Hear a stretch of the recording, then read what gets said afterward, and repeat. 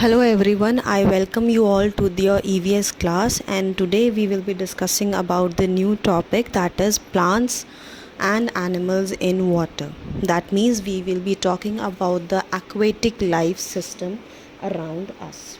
But before that, I would like to share something extra with all of you, which is regarding the concept of habitat. Now, what exactly habitat is? Habitat is basically an area where a particular individual or a particular organism will going to live. So, if we say that a particular organism is living on land, then the habitat of that organism is land. If a particular organism is living on water, then the habitat of that organism is water. So, on the basis of this thing, we have two or three types of categories where we actually see that which are the different habitats which are followed, or you can say used by different organisms around us. The very first of that is the aquatic life cycle or aquatic habitat, and the organisms which are actually living in water are considered as aquatic organisms. Why? Because they are using water as their habitat. For example, turtle, whale, some other fishes, and many more such examples are there. On the other hand, the next category is the ones which live on land. What they are known as terrestrial organisms. Why so? Because they are living on land. Now in this category as well, we have multiple number of organisms. For example, lion, tiger, trees, human beings, and many more. Now the next category that we are moving into is the arboreal organisms. Now these are the organisms which are going to use the plant body part, specifically the tree branches. They are going to use the branches of the tree as their living place or their habitat. So they are considered as arboreal organisms. So how many do we know about these? Like, how many examples can we quote for this thing? Like right now I have for you squirrels and monkeys. You must have noticed this thing, that these two types of organisms, they always prefer to be around trees, and they are going to use the branches of the trees maximum times. So they are the part of arboreal organisms. On the other hand, the next category that we have is basically the aerial organisms. The organisms which live, or you can say which spend most of their time in the air. Now you will be thinking about many birds around you, but apart from birds, let's not forget the insects. Bats are not a part of birds, they are parts of mammals. So what exactly they are? They are basically another kind of, they are another group of organisms, but we think that because the bats can fly, so they must be birds. No, it's not like that.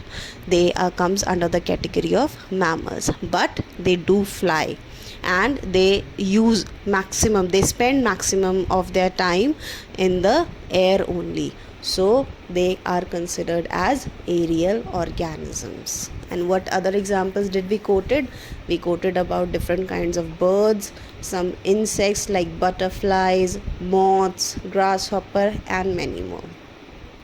With this, we are done with our basic concept of types of organisms on the basis of habitat. Now the next topic that we have to look into is the types of aquatic plants. Now what they are basically, they are the different kinds of plants which we will observe underwater, or whenever we are going to look into any water body. The very first category of this particular type of plants are free floating plants. What they are, we'll look into it in a while. The first category is free floating plants.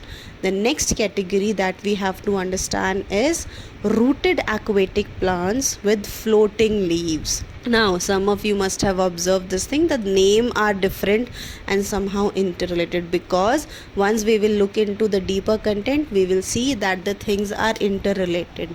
The third category of this particular group is basically considered as the submerged plants. So they are also a type into these kinds of plants, means the aquatic plants. So let's get into it in a deeper format. So what exactly is the first category? The first category is free floating aquatic plants. These plants are going to have freely floating body onto the surface, means whatsoever is the structure present in the plant, the structure will not be inside the water body, it will be on the surface of water body. So that is how basically it becomes free floating aquatic plants. Now, what are the examples of freely floating organisms? They or the plants, what exactly it is?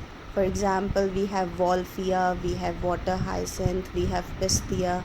Now, apart from this thing, what exactly happens is that these particular plants are actually say living on the surface of water. What they are going to do is they are going to prevent the sunlight to penetrate deep inside the water and reach to the organisms which are inside the water. So that is another feature or function which is performed by these plants.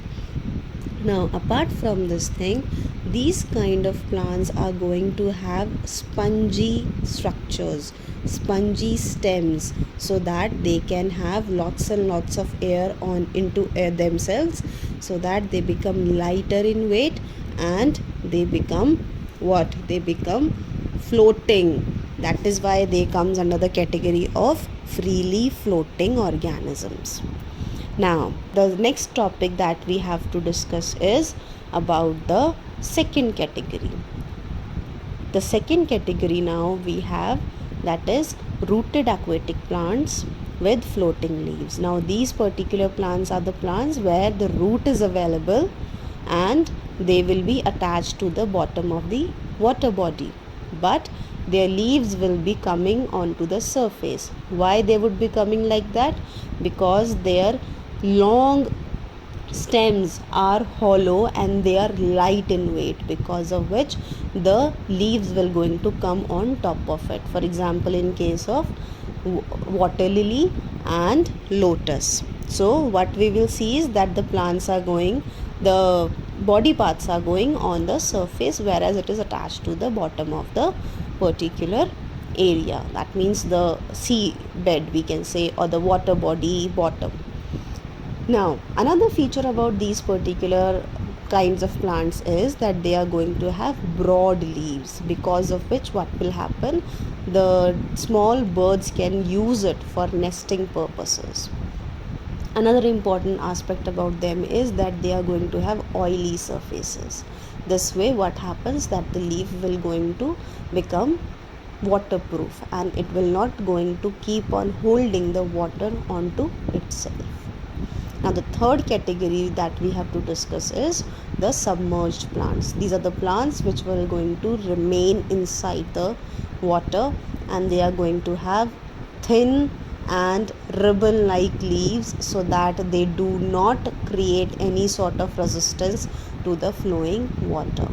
So the three categories are freely floating, then the second one is rooted aquatic plants with floating leaves, and the third one is the submerged, the ones which are going to be inside the water body. Now there's a specific kind of aquatic plants we need to look into, that is weeds. These are basically the plants which are not desired, or you can say they are unwanted plants. Why they are so?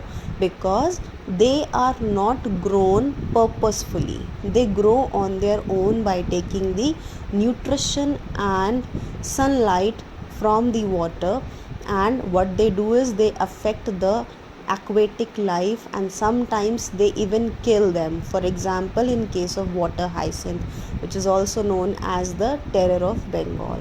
Now, because these weeds have a tendency of growing at a large scale into large areas, what happens is that it will going to affect the navigation of the aquatic organisms as well. How? By creating blockage.